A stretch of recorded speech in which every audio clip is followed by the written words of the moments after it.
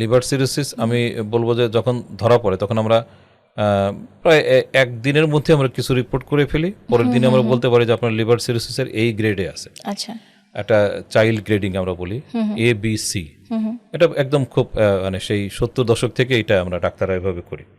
তো child grade A যেটা, এটা হচ্ছে যে আর্লি সিরোসিস, ওটা নিয়ে কিন্তু মানুষ অনেক দিনই সুস্থ থাকতে পারে। আর যখন বি হয় আর সি হয় তখন কিন্তু এন্ড স্টেজ হয়ে যায়।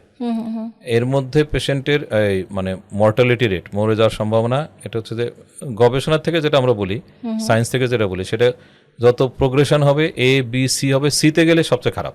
আচ্ছা, তাহলে ABC সিরোসিসের ABC এটা তো আমরা বুঝতে গেলে আমি একদিনের মধ্যে আমি ব্লাড রিপোর্ট আর কিছু টেস্ট করে আমি বুঝতে পারি। তখন আমরা রোগীকে বলে দিই যে ওনার এই করণীয়, যে ওনার পয়েন্ট অফ নো রিটার্ন, মানে ওনার সিরোসিস থেকে ব্যাক করে আসার সম্ভাবনা নেই, এখন সামনে যেন না আগায় সেটা আমরা ওষুধ দিই, চেষ্টা করি। অনেক ক্ষেত্রে লিভার ট্রান্সপ্লান্ট প্রয়োজন হতে পারে।